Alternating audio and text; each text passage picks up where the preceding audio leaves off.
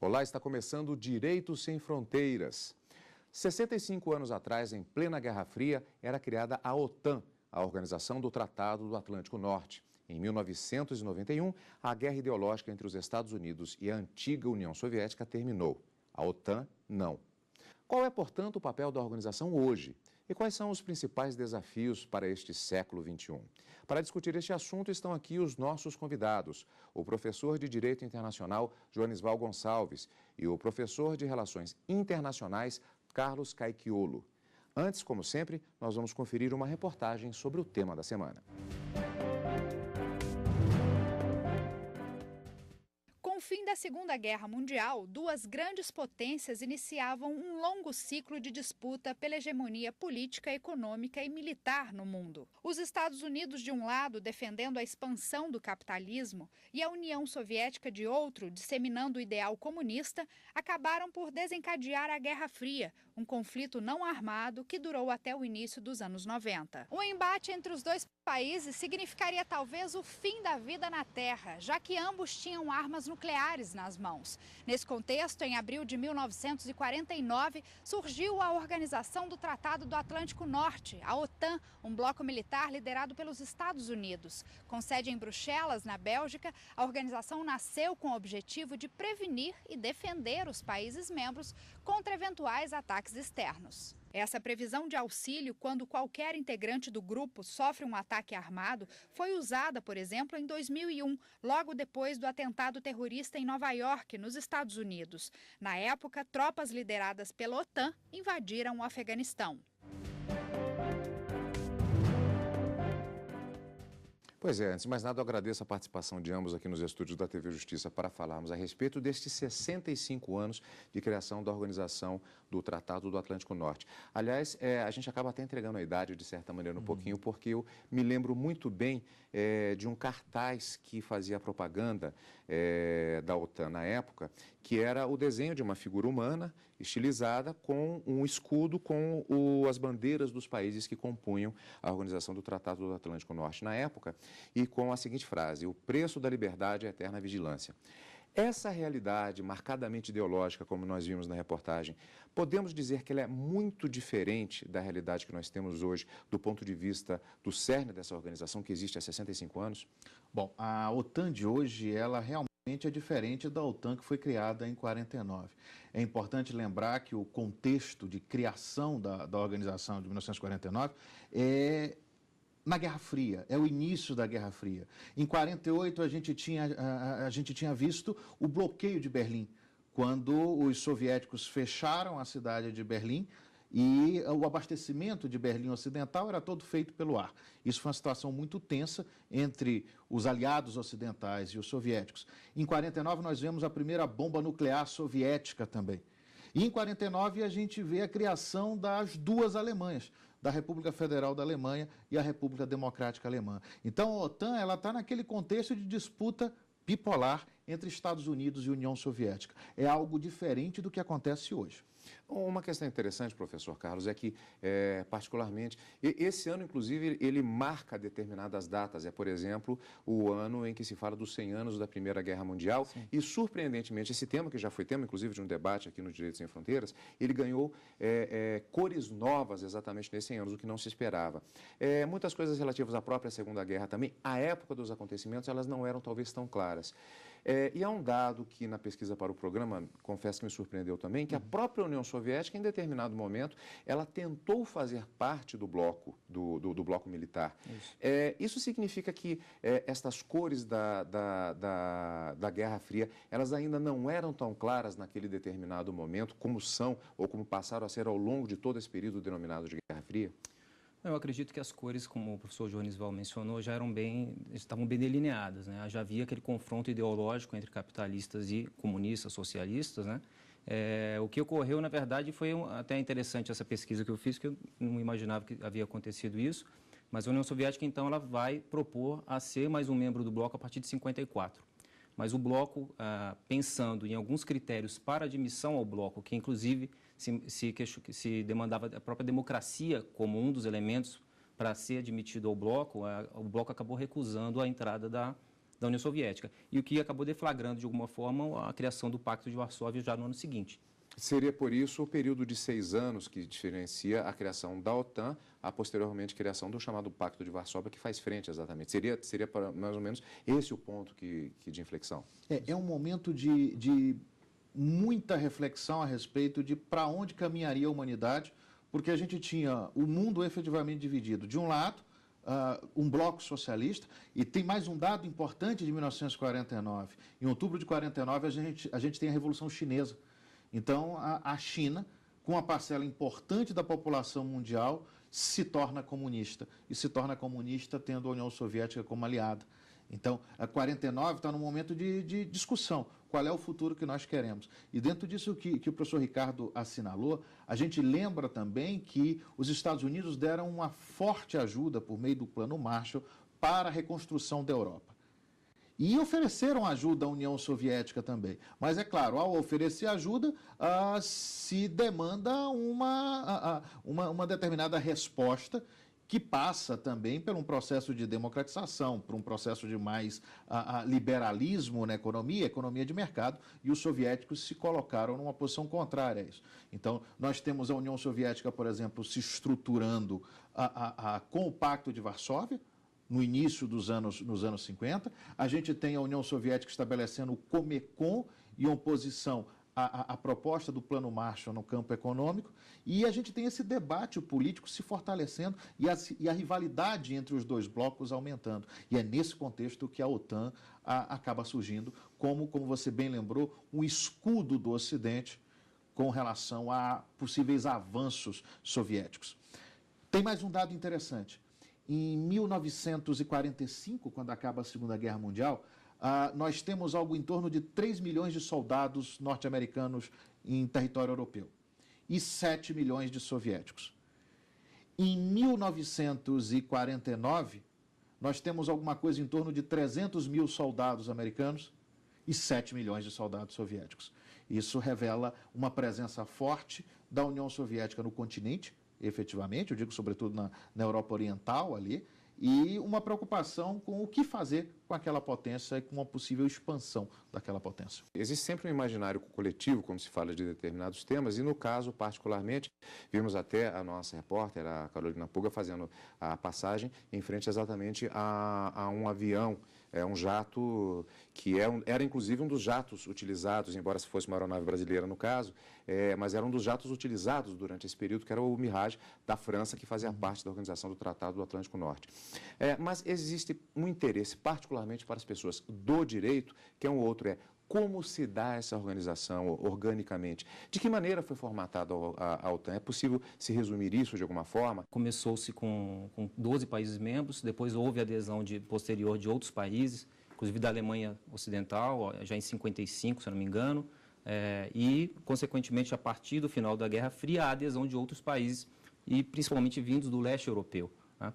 Mas no momento da criação da organização, então houve a assinatura do tratado e havia a necessidade de os seus membros preencherem alguns critérios. Critério geográfico, né, logicamente, no Atlântico Norte. Então aí você tem a participação Estados Unidos e Canadá e a Europa como um todo. A questão da democracia também era fundamental para permitir essa participação. E uma outra é uma capacidade militar. Essa questão aí é um pouco controversa, porque, por exemplo, um dos países que foi admitido é a própria Islândia, que não tem capacidade militar alguma. Né? Então, seriam esses 3 critérios: a assinatura de um tratado intergovernamental, ou seja, envolvendo estados distintos e respondendo ao que se demanda pelo direito internacional, o respeito ao tratado e, eventualmente, o descumprimento, né, no caso de outros atores que viessem a afetar um dos países envolvidos, haveria aquela questão da segurança coletiva. Todos deveriam sair em socorro àquele membro que foi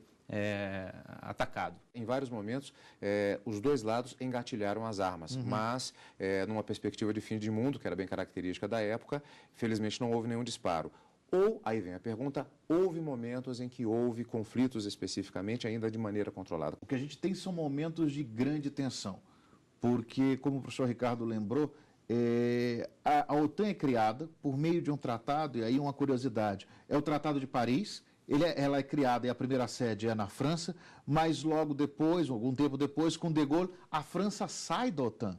A França só vai voltar há pouco tempo para a OTAN, ela sai e é por isso que a sede é transferida para Bruxelas. Mas o que houve em vários momentos foram tensões, porque se acreditava que se o fim do mundo fosse começar, pelo menos até os anos 60, 70, se a Terceira Guerra fosse começar, ela começaria em solo europeu e na Alemanha, em território alemão, que é onde havia acabado, pelo menos na Europa, a Segunda Guerra Mundial. Houve momentos tensos, por exemplo, quando nós tivemos a crise na Hungria, em 56, nós tivemos a crise na Tchecoslováquia, mas em todos esses momentos, Tchecoslováquia 68, mas em todos esses momentos o que a gente tem é a intervenção do Pacto de Varsóvia nesses países. E a OTAN nunca dando um passo adiante, porque se desse um passo adiante, haveria grande possibilidade de nós termos um conflito começando em território europeu, se alastrando pelo mundo e talvez destruindo o planeta.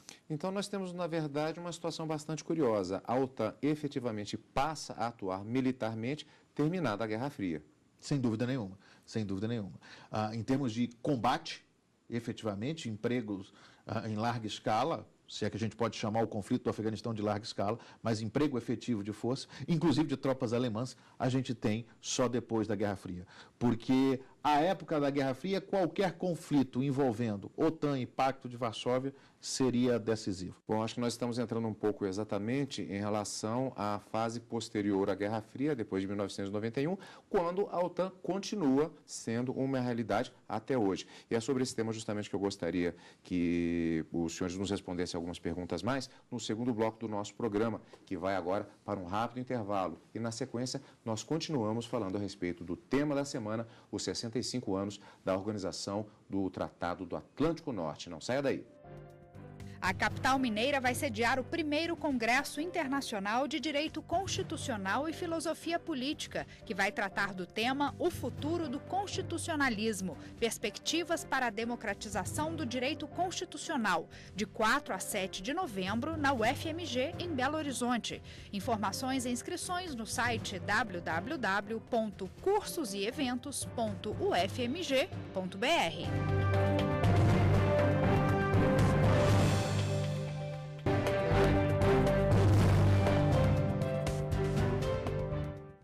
O Direito Sem Fronteiras está de volta. No programa de hoje, a conversa é sobre os 65 anos da OTAN, a Organização do Tratado do Atlântico Norte. No primeiro bloco, eu acho que nós conseguimos fazer uma abordagem geral sobre o período inicial, que talvez o mais tenso da organização, que é exatamente o período da Guerra Fria, que termina a Guerra Fria com a queda do Muro de Berlim, praticamente, também a finalização do Bloco Soviético e também do Pacto de Varsóvia, na realidade. Mas talvez surpreendentemente para o que se calculava na época, a OTAN continuou, ela ganhou uma sobrevida e, na verdade, como dissemos, ela acabou sendo até mais atuante do ponto de vista militar posteriormente nesse sentido. Aí eu faço exatamente a pergunta, o que é que a época teria justificado naquele momento que poderíamos chamar, naquela hora, insisto, de uma sobrevida da organização do Tratado do Atlântico Norte? Do ponto de vista organizacional, foi importante a manutenção da OTAN, isso, sem dúvida, para todos os países membros e aqueles que eventualmente foram acabando aderindo à organização. Saindo aí com o fim da Guerra Fria, os países que estavam no leste europeu, então, gradativamente postularam a sua admissão no bloco, na organização e foram admitidos, né? E para eles era conveniente permanecer no bloco, né? Era um foro internacional onde pequenas questões poderiam ser resolvidas, né? Então, além da ONU que nós conhecemos, mas a OTAN também serve a partir desse momento como um foro a mais para esse tipo de discussão, mas o que talvez seja o mais relevante para a continuidade da OTAN foi a sua reorganização em termos de atuação em outras áreas que ela não atuava. Então, encerra-se aquele conflito ideológico, mas ela parte para outros objetivos, né? Combate ao terrorismo, combate à pirataria, até questões ambientais têm sido discutidas, né? E ela sai de um limite geográfico que seria a Europa, basicamente, e ela começa a atuar em outras partes do globo. Também é um tema controverso, porque aí o professor Joanisval pode falar um pouco sobre essa questão, que é um um dado interessante sob o ponto de vista da análise do direito internacional. Até que ponto isso é permitido ou não é nessa ótica do direito internacional. Eu quero entrar nisso, mas antes eu vou voltar um pouquinho para a Europa, porque a partir dessa perspectiva, eu lhe perguntaria se, nesse caso, a própria organização do Tratado do Atlântico Norte, se ela não se torna com o final da Guerra Fria em um elemento fundamental na própria consolidação do bloco econômico europeu e da União Europeia como um todo, na realidade. Pode-se dizer que ela exerceu esse papel também por conta desses aspectos que o senhor acaba de se referir? Não, sem dúvida nenhuma que, por ser um foro em que há participação maciça de países da Europa Ocidental, principalmente, né, isso acaba, de uma certa forma, estimulando o avanço, principalmente na coordenação militar dentro da Europa, da União Europeia, né? Mas uma preocupação da União Europeia foi exatamente dividir, de uma certa forma, o que é a OTAN e o que é a União Europeia. Então, há uma atuação que é feita por parte só da União Europeia em termos militares e há aquela que é feita em conjunto com a OTAN, né? Então, isso foi um elemento que é bom ressaltar. Até porque também existe um elemento muito forte dentro da organização que não pode ser deixado de lado nessa organicidade, que é a presença dos Estados Unidos, né, que é um elemento muito forte nesse sentido. Isso à época, deve ter causado alguns debates internos entre os membros da organização. Isso. E aí vamos exatamente a essa questão, como o professor já se referiu também, que é o fato de que nós temos, como já foi citado, por exemplo, a atuação de tropas alemãs, inclusive, no Afeganistão, há cenas, inclusive, que foram divulgadas à época, de soldados atuando em tiroteio, etc. Isso foi um elemento significativo de polêmica na época, professor? O professor lembra com relação a isso? Como que foi? Isso é interessante. O que a gente tem nos anos 90? Na década de 90, 89, cai o Muro de Berlim, 1990, a Alemanha se reunifica, 1991, acaba a União Soviética, 25 de dezembro de 91. Com isso, o Pacto de Varsóvia também desaparece e a OTAN, durante os anos 90, ela acaba vivendo uma grande crise de identidade. O orçamento vai lá para baixo, os membros se questionam sobre a existência, vamos precisar de uma OTAN, o Pacto de Varsóvia acabou, vamos precisar de uma aliança do Ocidente. Aí nós temos uma preocupação do lado da União Europeia, como o professor Ricardo lembrou, com o seu mecanismo próprio de segurança coletiva, com o seu mecanismo próprio de emprego das Forças Armadas, e a OTAN fica naquela situação. Qual vai ser o futuro da OTAN? Nós ainda temos a presença dos Estados Unidos em solo europeu, e é sempre bom lembrar que é uma presença importante até hoje. As bases americanas continuam distribuídas em solo europeu dentro dessa estrutura da OTAN. Inclusive, quando se comenta, e aí do ponto de vista até jurídico e econômico, quando se comenta, se propõe a desmobilização dessas bases, a gente vê protesto. Protesto dentro da própria Europa, porque há muitas cidades que gravitam em torno dessas bases militares. Então, a gente tem esse aspecto econômico. Aí, o que acontece? O 11 de setembro e a preocupação com a guerra no Afeganistão. E aí a OTAN entra dentro daquele mecanismo de segurança coletiva previsto pelo direito internacional como alternativa para a possibilidade de uso da força. Em direito internacional, hoje, de acordo com a Carta da ONU, a gente só pode ter juridicamente uso da força em 3 situações. Legítima defesa própria ou de terceiro, como aconteceu na Primeira Guerra do Golfo, quando o Kuwait foi atacado pelo Iraque. Guerras de libertação nacional, como nós tivemos ao longo dos anos 60 e 70, sobretudo no continente africano e no continente asiático. E a terceira possibilidade prevista na Carta da ONU é a autorização do Conselho de Segurança. Isso nada mais é do que a autorização de um mecanismo de segurança coletiva. E aí a OTAN entra de uma maneira mais ampla como uma alternativa a esse mecanismo de segurança coletiva. O professor Ricardo lembrou isso. A gente tem a ONU, mas a gente tem a OTAN, que representa um número significativo de países numa região do globo e que, a partir do momento que haja uma afinidade de interesses, esses países podem recorrer ao uso da força com um fim que considerem legítimo.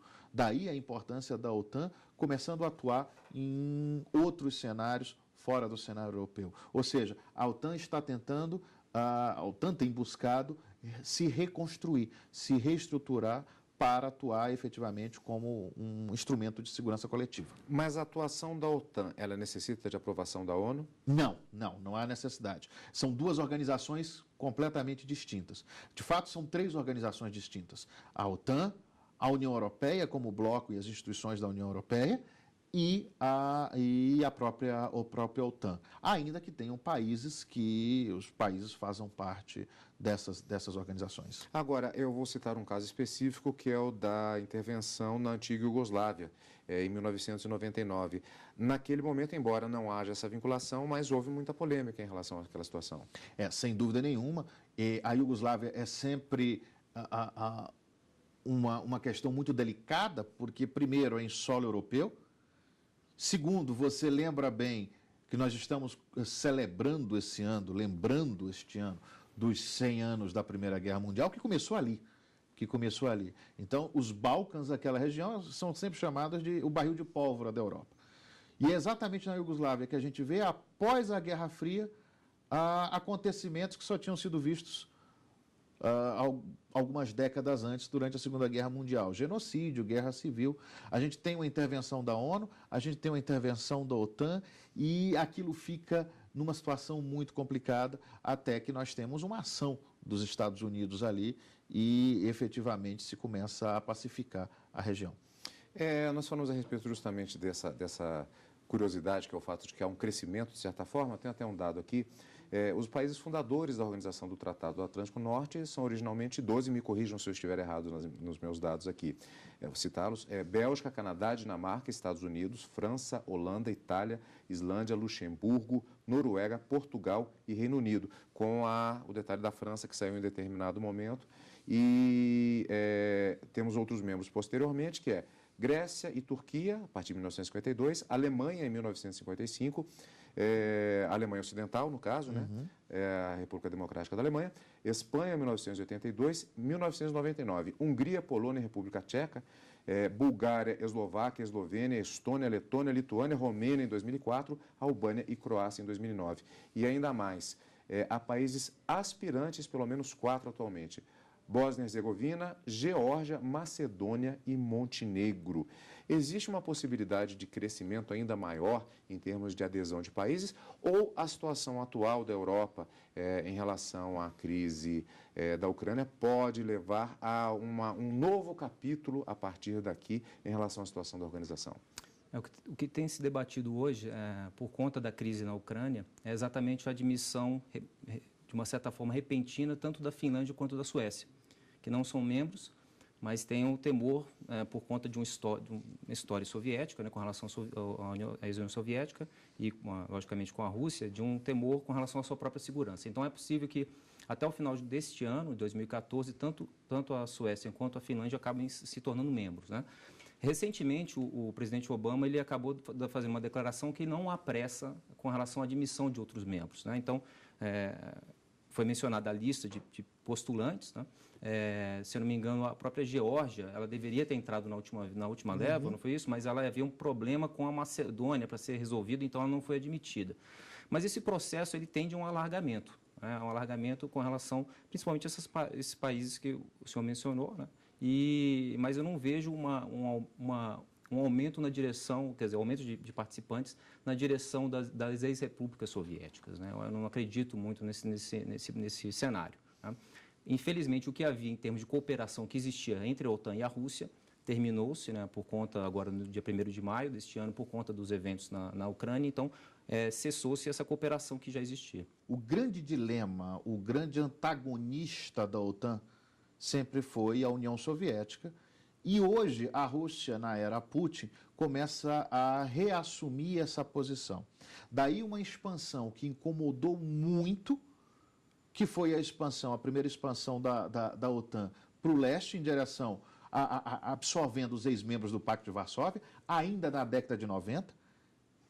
E isso incomoda muito a Rússia. Mas as reações não são significativas, porque nos anos 90 a Rússia estava talvez na pior crise da sua história desde a década de 30 ou desde a Segunda Guerra Mundial. E um governo fraco, um processo de mudança muito rápido. Então a Rússia não reagiu de uma maneira mais incisiva na década de 90 e a gente vê a absorção rápida de países do antigo Pacto de Varsóvia. Em seguida, a partir daí, na primeira década do século XXI, a gente vê mais países entrando, inclusive os três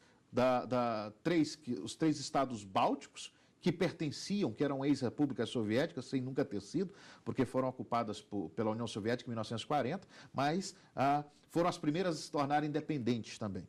Então, isso começou a incomodar os russos. E hoje é muito complicado qualquer iniciativa mais a leste, seja em direção à Ucrânia, seja em direção a qualquer outra das ex-repúblicas, inclusive a Geórgia.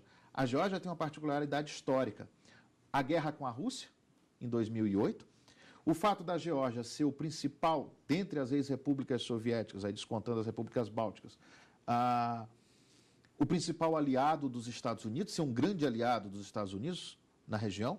O ex-presidente da Geórgia estudou, morou nos Estados Unidos, então a gente tem uma pedra no sapato russo ali. E é sempre bom lembrar que a Geórgia ela tem uma relação muito antiga com a Rússia e com a União Soviética. A Geórgia é a república materna, é a pátria original de Joseph Stalin. Então, qualquer iniciativa hoje, no sentido de se expandir para o leste, vai encontrar uma reação forte da Rússia e de uma Rússia governada por alguém que pensa estrategicamente e governa aquele país com mão firme, que é Vladimir Putin. E termina aqui o Direito Sem Fronteiras. Eu conversei com o professor de Direito Internacional, Joanisval Gonçalves, e com o professor de Relações Internacionais, Carlos Ricardo Caiquiolo. E você quer participar? Mande a sua sugestão por e-mail, direitosemfronteiras@stf.jus.br.